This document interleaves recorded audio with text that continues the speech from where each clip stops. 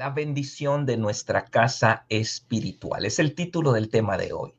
La bendición de nuestra casa espiritual. Verso de memoria, Ageo 2:9. Un versículo preciosísimo que vale la pena memorizarlo y tenerlo en cuenta siempre. La gloria postrera de esta casa será mayor que la primera. Ha dicho Jehová de los ejércitos. ¿Ok? No es un lindo deseo, no es una frase sentimentalista, no. Ha dicho Jehová de los ejércitos, y daré paz en este lugar, dice Jehová de los ejércitos. Ageo 2:9. Esta palabra la tomamos para nosotros ayer en nuestro culto de inauguración de nuestra iglesia en Sitpach. La tomamos literal. Entonces, gloria a Dios por eso y le damos gracias a Dios por esta palabra.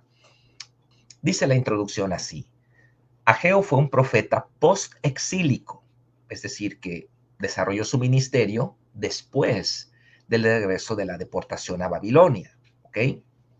Nehemías y Esdras habían dirigido a los primeros grupos que se encargaron de reconstruir los muros de Jerusalén en un tiempo de mucha escasez y dificultad. Si recordamos la historia, después de los 70 años de deportación babilónica, Dios ordena el regreso de los judíos a, a Jerusalén. Este regreso lo dirigen Nehemías y Esdras, que se dedican a la reconstrucción de los muros de la ciudad. ¿Ok? Y era comprensible que después de esa gran obra, la gente descansase y se dedicase a construir sus casas y a establecerse en sus comunidades. Claro, después de construir el muro, la gente vivía en una precariedad tremenda, vivían en tiendas de campaña, muchas incomodidades, porque era prescindible construir el muro, ya que pues tenían que protegerse de los enemigos, ¿no? Entonces, pero después que se terminó la obra, pues obviamente la gente necesitaba hacer sus casas y era comprensible que hubiese un tiempo de espera para iniciar la construcción o la reconstrucción del templo que estaba completamente destruido. Pero ya habían pasado 15 años desde entonces y el templo seguía en ruinas. Este fue el hecho que marcó el inicio del ministerio de Ageo, mismo que vemos registrado en el libro bíblico que lleva su nombre. ¿Ok? Entonces, ¿cuál es el contexto?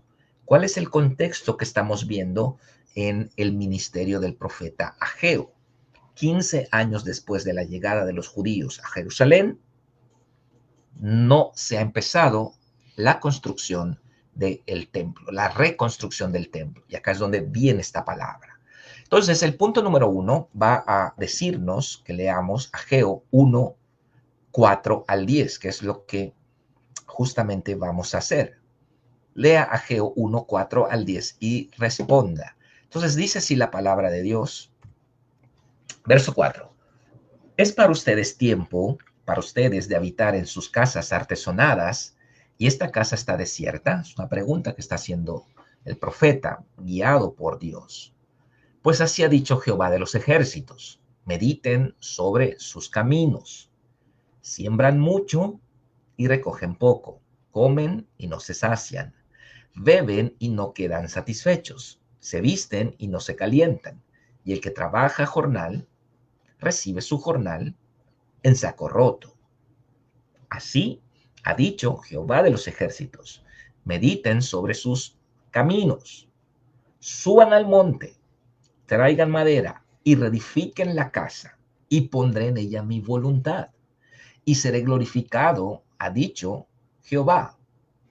Y luego dice, verso 9, buscan mucho y hallan poco, y encierran en casa, y yo lo disiparé en un soplo. ¿Por qué? Dice Jehová de los ejércitos: por cuanto mi casa está desierta y cada uno de ustedes corre a su propia casa. Por eso se detuvo de los cielos sobre ustedes la lluvia, y la tierra detuvo sus frutos. Amén. Este pasaje nos habla de la importancia que Dios le da a la adoración, a la relación corporativa de Dios con su pueblo, al lugar de la presencia de Dios. Claro, en el nuevo pacto eh, ya no estamos necesitando exactamente del templo para adorar a Dios, pero el templo del nuevo pacto, ¿cuál es? ¿Cuál es el templo del nuevo pacto? El primer templo que construyó Salomón fue destruido por los babilónicos. El segundo templo que reconstruyen los judíos, pero posteriormente Herodes es el que lo levanta, ese templo lo destruyen los romanos en el año 70 después de Cristo. Y el tercer templo, ¿cuál es? Los judíos hasta el día de hoy están esperando al Mesías y ellos dicen, nuestro Mesías va a construir el tercer templo. Pues el Mesías ya vino y el Mesías ya construyó el tercer templo. ¿Cuál es el tercer templo? La iglesia. Es el tercer templo. Entonces ahorita nosotros tenemos una relación personal con Dios, cada uno de nosotros. Tenemos una relación íntima con Dios, cada uno de nosotros, individual con Dios. Pero que no se nos olvide algo muy importante. Tenemos una relación corporativa con Dios. Somos un cuerpo en Cristo. Somos uno en Cristo. Y no se trata solamente de como llaneros solitarios llevar la vida cristiana. No. Hay un ámbito personal, por supuesto, donde cada uno desarrolla su devoción personal, su relación personal con Dios. Pero hay un ámbito corporativo, un ámbito eclesial. Y aquí es donde viene el problema de muchos que están desacreditando la función de la iglesia local. Entonces ellos dicen, no, no, no, no, no, nada de iglesia, nada de estructuras, nada de edificios, nada de esas cosas. Pero espérame, en cualquier página del Nuevo Testamento que usted abra, va a encontrar la iglesia, porque la iglesia es el lugar de la adoración. Es el lugar donde todos nos congregamos como un solo hombre para adorar a Dios. Entonces hay estos dos ámbitos, el ámbito personal, pero el ámbito corporativo. Y en el ámbito corporativo tenemos que aprender a adorar a Dios y a servirle como un solo cuerpo. Y este era el problema en tiempos de Ageo, que no había adoración, no había el servicio a Dios. El templo estaba destruido y bueno, cada quien había tratado de hacer su casa, pero ya habían pasado 15 años. Y es como que Dios dice, bueno, es comprensible que después de construir el muro, cada quien se dedica a construir su casa. Está bien, pero oye, 15 años después no han hecho nada. O sea, ya hay algo en el corazón. Aquí ya tenemos un problema. ¿Ok? Y entonces, este es el contexto del profeta Ageo. Ahora, las 4 preguntas del punto número 1. ¿Cómo estaban las casas de ellos? Bueno, en el verso 4 dice que estaban artesonadas. ¿Qué significa eso? Si alguien quiere comentar, ¿qué significará una casa artesonada? Es para ustedes tiempo de habitar en sus casas artesonadas y esta casa está ¿cómo? Desierta. Desierta, derribada, destruida, sus puertas quemadas, los ladrillos derribados, una ruina total. ¿Qué significa artesonadas? Muy bonitas, muy arregladas, de 2 pisos, de 2 aguas, con sus enrejados hermosos, con sus lindos jardines, con sus arbolitos y sus plantas y sus macetas, y de 2 pisos y sus albercas en el patio, artesonadas. Eso es lo que significa. Casas hermosas, ¿ok? Pero ¿cómo estaba la casa de Dios? Completamente desierta, completamente abandonada, completamente destruida. Gracias a Alicia Martínez que nos da la respuesta del inciso B. Abandonada. Y entonces acá tenemos un principio espiritual que estamos viendo, que la casa espiritual, nuestra casa espiritual, va a influenciar nuestra economía familiar. Este es un principio que estamos aprendiendo. Ok, entonces vamos a los siguientes incisos. Dice también el inciso C. ¿Cuál fue la actitud de ellos hacia su propia casa? El verso 9 lo dice. ¿Y cuál fue la actitud de ellos hacia la casa de Dios? Vamos al verso 9. ¿Qué dice el verso 9? Dice acá, buscan mucho y hallan poco y se encierran en su casa. Se encierran en su casa. Yo lo disiparé en un soplo. ¿Por qué? Dice Jehová de los ejércitos. Porque mi casa está desierta. Y cada uno de ustedes corre a su propia casa. Cuidado con esto. Cuidado con esto. Cuidado con los hermanitos que ya están mirando su reloj a cada rato. Ya los avisos, caramba, los avisos, ay, no, quédense en lo otro, ya me tengo que ir, tengo hambre, mi panza ya no aguanto y el pastor se demora tanto y están mirando la salida y apenas se dice amén, vámonos, súbanse al coche, vámonos. No debe ser así. Hay mucho trabajo en la casa de Dios. Hay que recoger sillas, hay que guardar equipos, hay que recoger basura. Hay mucho trabajo en la casa de Dios. Lamentablemente, pocos se dedican a hacer esos trabajos. ¿Quiénes son esos pocos? Se lo voy a decir. Los discípulos de Jesús. No sea un feligrés, no sea un feligrés, sea un discípulo de Jesús, los discípulos de Jesús. Al final de las grandes y hermosas cruzadas que hacía nuestro Señor, empezaban a recoger la basura, empezaban a recoger las sillas, a guardar las carpas, a guardar las lonas. Este era el trabajo de ellos. Entonces no podemos nosotros tener un nivel feligreseico.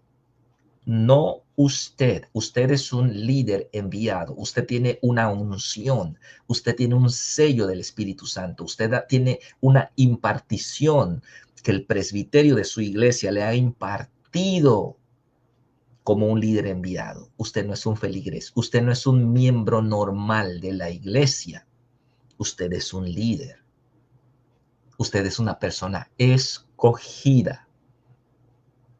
No se me vaya apenas diga amén. No me llegue a la hora, por favor. Usted es un discípulo. Los discípulos llegamos antes. Los discípulos entramos al quite. No le dejemos toda la carga al líder de limpieza. No le dejemos toda la carga al líder de ujieres. No le dejemos toda la carga a los de la alabanza que tienen que cargar el equipo. No podemos darnos el lujo de llegar a la hora del culto e irnos cuando termina el culto. Eso no es para usted. Eso no es para usted. Eso fue para usted cuando usted era nuevo. Usted tenía un par de meses en la iglesia. Usted podía hacer eso. Pero ahora a estas alturas, cuando usted es un siervo del Señor, usted es un discípulo de Jesús, usted tiene que cargar el circo con todos nosotros. Así que no se me vaya rapidito. No corra a su casa, como dice Ageo. No me llegue a la hora, no me llegue a la hora del culto. Llegue antes. Mínimo una hora antes llegue. Y váyase cuando vea que ya está todo bien. Ah, ya está todo bien. Nos vamos. Ya se va a comer, se va a disfrutar con su familia. Pero somos discípulos del Señor. ¿Ok? Entonces, es lo que está diciendo Ageo. Es lo que está diciendo Ageo. Entonces dice acá en el inciso A, ¿cuál fue la actitud de ellos? ¿Cuál fue la actitud de ellos hacia su propia casa? Corrieron a su casa. ¿Cuál fue la actitud de ellos hacia la casa de Dios? Indiferencia total. No les importó. Ah, está destruida. Otro lo va a hacer. ¿Quién sabe quién va a construir? Yo tengo mucho trabajo en mi casa. Yo voy a correr a mi casa porque yo estoy pintando mi casa, yo estoy arreglando, yo tengo una alberca en el patio, tengo un montón de cosas. Entonces, ojo acá, porque este pasaje es una llamada de atención para ellos y para nosotros. Dios no está en contra que tengamos una casa hermosa y bien ordenada. De hecho, eso forma parte de nuestra mayordomía. El problema aquí es el individualismo, que hace que nos enfoquemos solamente en nosotros mismos y nos olvidemos de lo corporativo, de nuestra casa espiritual, el lugar donde nuestras familias adoran y sirven a Dios. Punto número 2. Punto número 2. De acuerdo al verso 6, ¿cómo resumiría la crisis económica que ellos atravesaban? ¿Ok? Vamos a ver el verso número 6. ¿Ok? Dice acá, aquí está. Vamos a ponerlo con azul. Vamos a ponerlo con azul el verso 6. Dice, siembran mucho y recogen poco. Comen y no se sacian. A ver, quiero que me pongan en los comentarios, ¿cómo vamos a resumir este versículo? Comen y no se sacian, beben y no quedan satisfechos, se visten y no se calientan. Y el que trabaja a jornal, es decir, el que tiene un salario, recibe su salario en saco roto. Es decir, el dinero no le rinde, el dinero no le alcanza, se le va como agua entre las manos. ¿Cómo? ¿Cómo resumimos este versículo, esta crisis económica que ellos estaban atravesando? ¿Cómo la resumimos? ¿Mm? ¿Ok? Sin bendición, dice Amairani Lugo. Sin bendición. Qué importante es esto que dice Amairani. ¿Hay el dinero? Sí, pero no hay bendición. ¿De qué sirve? No sirve de nada. Pueden haber miles en sus manos, pero si no hay bendición, no sirve de nada. ¿Mm? Me impacta esta respuesta, Mayrani. Entonces vemos también el punto número 3. Dice, según los versos 9 y 10, ¿cuál era la razón de su crisis económica? ¿Cuál era la razón de su crisis económica? Ok, vamos a verlo en el verso 9. Dice acá el verso 9, buscan mucho y hallan poco. Uh-huh. Y se encierran en casa. Yo lo disiparé en un soplo. ¿Por qué? Dice Jehová de los ejércitos. Aquí está la respuesta. Por cuanto mi casa está desierta. Esta es la respuesta. Y cada uno de ustedes corre a su propia casa. Por eso, vamos a ponerlo todo en azul. Por eso se detuvo de los cielos sobre ustedes la lluvia y la tierra detuvo sus frutos. Esta es la razón. Yo tengo que recordarles que todo lo que ustedes reciben, lo reciben de mi mano. Y que tienen que ser fieles con mi obra. Pero como ustedes no son fieles y yo les doy a manos llenas, cierro el grifo para que se acuerden de quién reciben todo lo que reciben y que mi casa está desierta. Es eso. Es eso. Entonces, este era el problema con ellos.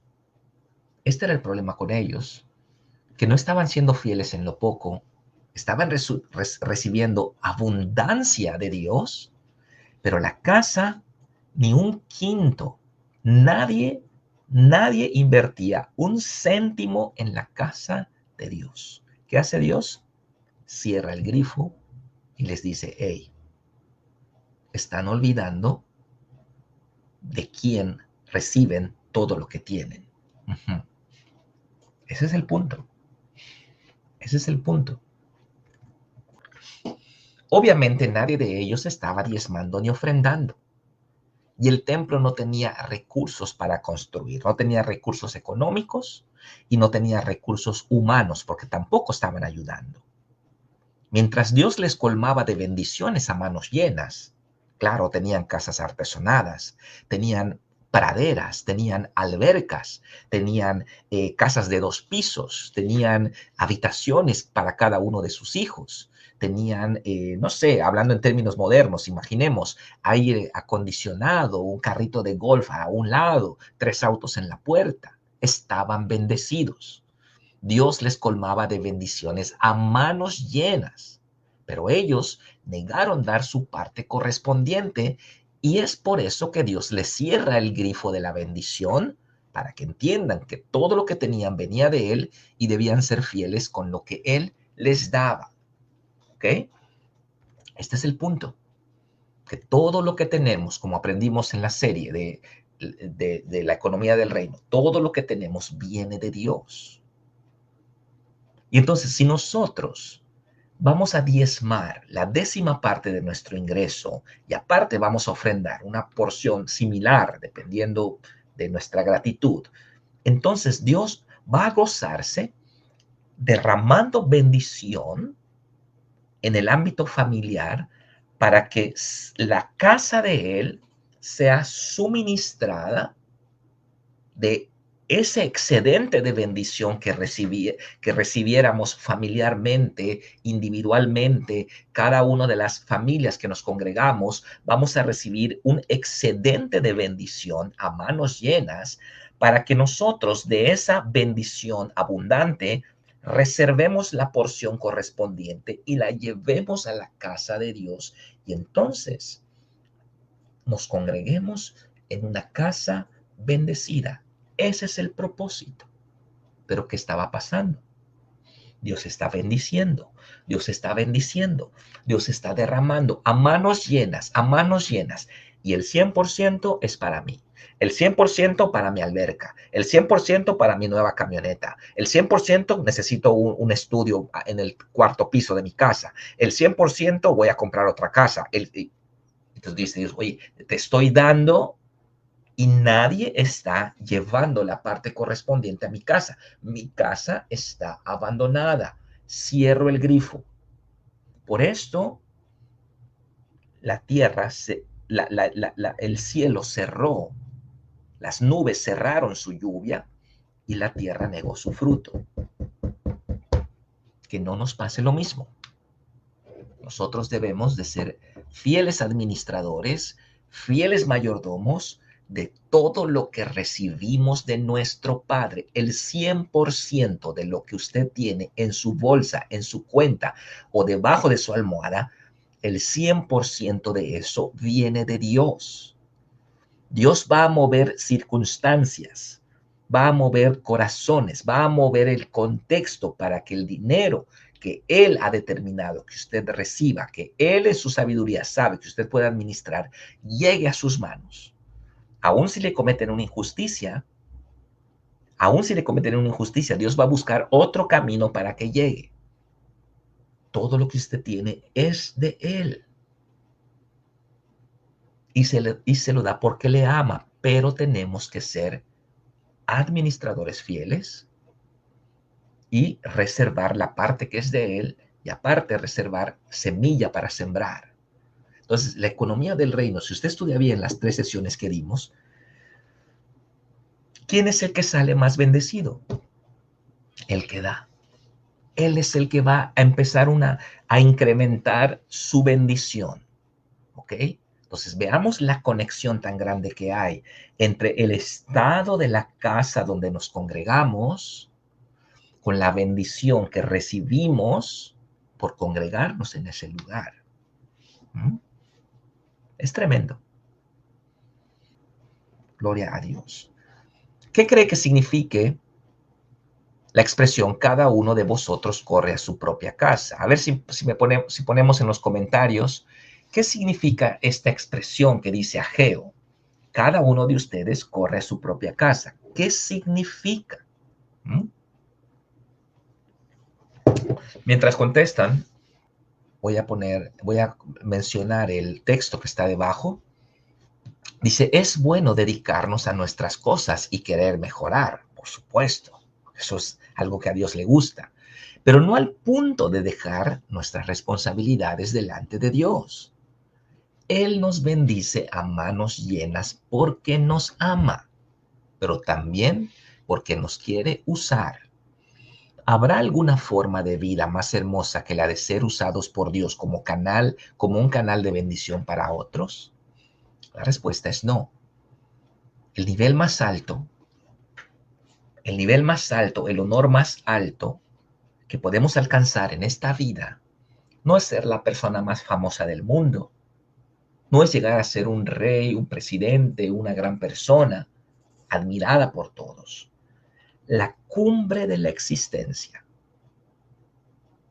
La cumbre de la existencia humana es el ser usado por Dios como un canal de bendición para otras personas. No existe en esta vida, no existe en esta vida más grande privilegio que este, que usted sea usado por el Señor para manifestar su gracia, para manifestar su gloria, que usted sea un reflejo de la gloria de Dios. No existe sobre la faz de la tierra un estilo de vida superior a este. Y la buena noticia es que usted puede vivirlo ya. Hoy, mañana, pasado, usted ya puede empezar a experimentar esto. No es que, de aquí a 20 años, a ver si ya la hice, si ya la logré, si ya llegué a ser millonario y entonces voy a empezar a dar. No, ahora lo puede hacer. ¿Qué significa entonces? Dice Fanny Bastarrachea. Considero que es una expresión de egoísmo y solo pensar en uno mismo es cuando viene la escasez a su vida. Sí, muy bien, Fanny, está muy bien tu respuesta. Víctor Nuri, que ignoramos la casa de Dios y solo buscamos nuestro beneficio. ¿Sí? ¿Cuántos van hoy a la iglesia como quien va al cine? En realidad, muchos. Ana Lilia comenta, cada quien ve por su conveniencia y olvida lo que es de Dios. Marcia Morán significa que eran egoístas. Amarani Lugo solo priorizan lo propio, manifestando egoísmo e indiferencia ante la casa de Dios. Pastor Jorge, saludos, bendiciones. Dice Pastor Jorge, Dios se goza cuando nosotros somos de bendición a los demás. Es el propósito desde el principio, te bendeciré para que seas bendición. Exactamente, tú lo has dicho, exactamente. Es la visión que Dios le dio a Abraham. Te bendeciré y serás bendición, engrandeceré tu nombre, eh, serán benditas en ti todas las familias de la tierra. Claro, claro, es lo que Dios quiere. Y es lo que nosotros queremos también. Yo quiero ser usado por Dios. Yo quiero ser usado por Dios. Dios me va a usar de muchas formas, en lo espiritual, en lo ministerial, en lo económico, de muchas formas. Amén. Amén. Punto número 5. ¿Cómo podían ellos revertir la crisis económica que ellos mismos habían provocado? Verso 8 lo dice. El verso 8 lo dice. Dice, subid al monte y traed madera y reedificad la casa y pondré en ella mi voluntad y seré glorificado, ha dicho Jehová. ¿Cómo resumimos esta respuesta? Reedificad la casa, traed madera, subid al monte, hagan ese trabajo. No abandonen mi casa. Mejoren mi casa. Mejoren las cosas en lo físico, en lo organizacional, en lo ministerial. Cuando nosotros le ponemos amor a las cosas que hacemos. A mí me encanta cuando los ujieres llegan con su uniforme. Cuando las jóvenes del pandero tienen sus vestidos tan limpios.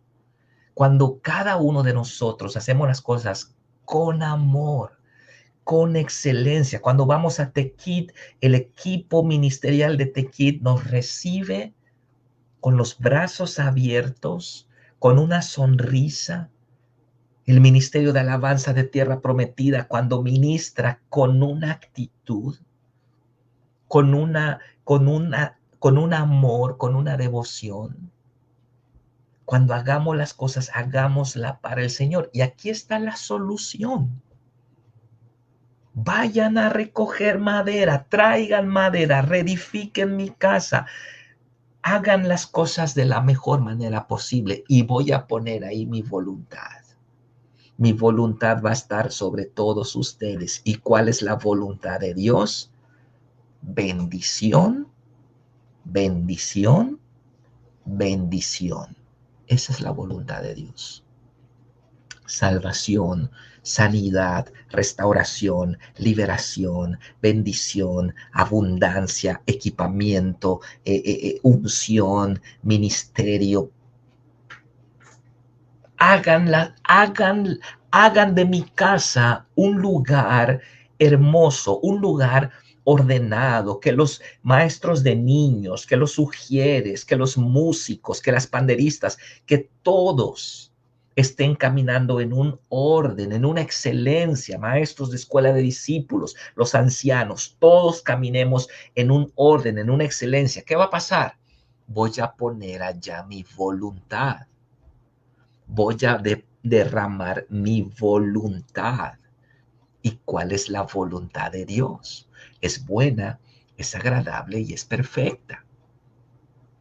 Va a derramar Dios su voluntad.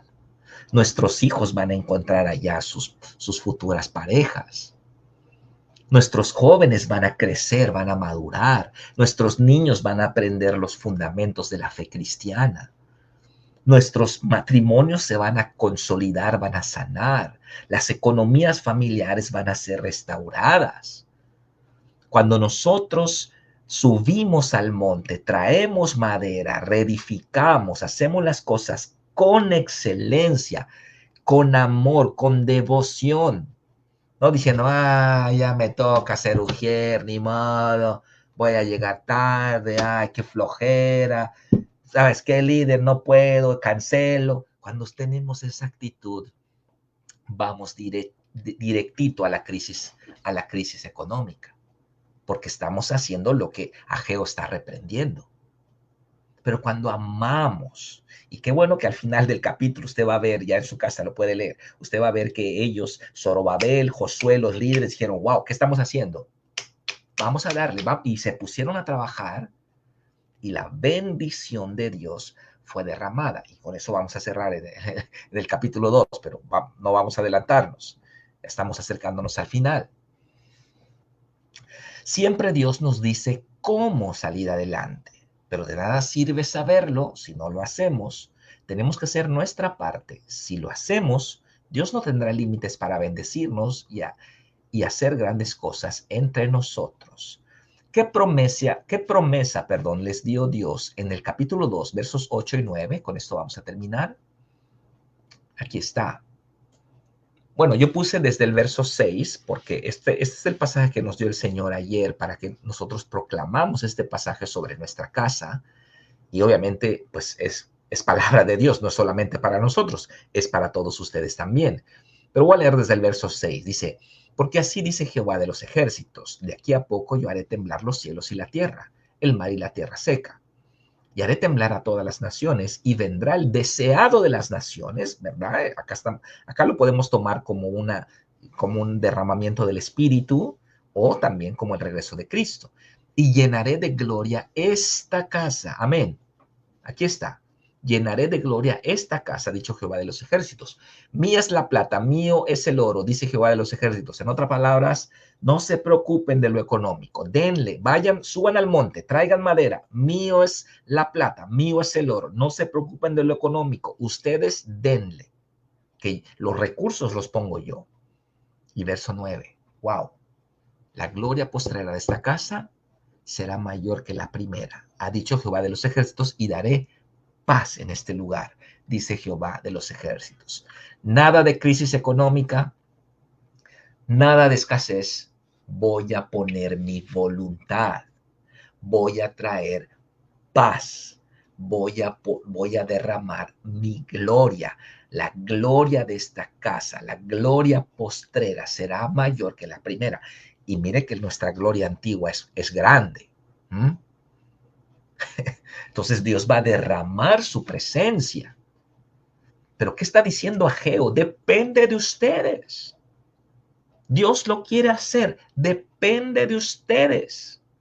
Ya trabajaron demasiado en sus vidas. Suban al monte, traigan madera, reedifiquen la casa, pónganse las pilas, hagan su mejor esfuerzo. Lleguen temprano los domingos, ensayen entre semana, hagan las cosas con excelencia, en los uniformes, esto, lo otro. Vamos a hacerlo lo mejor posible. Y entonces allá voy a poner mi voluntad, dice Jehová, y voy a traer paz a este lugar.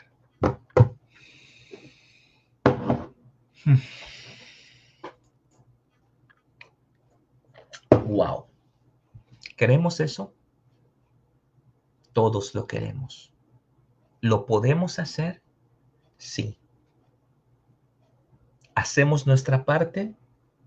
Dios hace su parte. Claro, claro que es posible. Amén. Porque ¿cuántas veces dice este pasaje? Dice Jehová de los ejércitos, ¿verdad? Como diciendo que, pues que yo lo estoy diciendo y punto, ¿no? No existen límites a la bendición de Dios, y por muy glorioso que haya sido nuestro pasado con Él, siempre el futuro será mejor.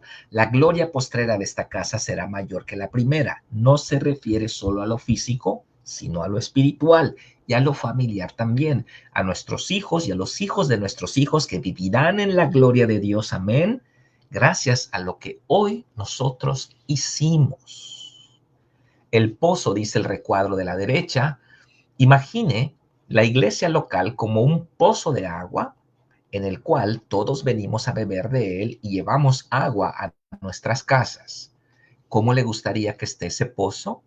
¿Derribado, sucio y contaminado? ¿O muy bien cuidado, limpio y ordenado? La respuesta es obvia. Espiritualmente hablando, la iglesia es así. El lugar donde nos congregamos debe estar bien, debe ser limpio y ordenado, pues de ahí bebemos todos y llevamos las enseñanzas a nuestro hogar. El principio de Ageo 1 es este: la bendición de nuestra casa familiar depende del bienestar de nuestra casa espiritual. Todas las familias que se congregan en una casa bendecida recibirán y llevarán esa bendición a su hogar. Por eso es importante que todos contribuyamos para que nuestra casa espiritual esté bien. Y no tenemos que ser millonarios para hacerlo. Si trabajamos duro, Dios bendecirá la obra de nuestras manos y veremos su gloria. El verso de memoria dice: la gloria postrera de esta casa será mayor que la primera, ha dicho Jehová de los ejércitos, y daré paz en este lugar, dice Jehová de los ejércitos.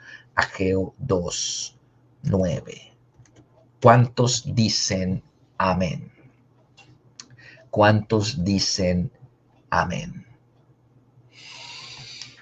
Amén. Vamos a hacerlo, vamos a hacerlo. Vamos a trabajar juntos como un pueblo, como hermanos, como hijos de Dios, como miembros los unos de los otros, como un cuerpo unido, el cuerpo de Cristo. Vamos, no vayamos a la iglesia como cuando íbamos a la iglesia tradicional en México, vayamos como un cuerpo. Todos tenemos parte en este cuerpo. No sea feligrés, no asista solamente a la iglesia, forme parte del cuerpo y dé lo mejor de usted, porque es para Dios, no es para el pastor, no es para los líderes, no es para nadie, es para el Señor. ¿Cuál va a ser el resultado? La gloria postrera de esta casa será mayor que la primera.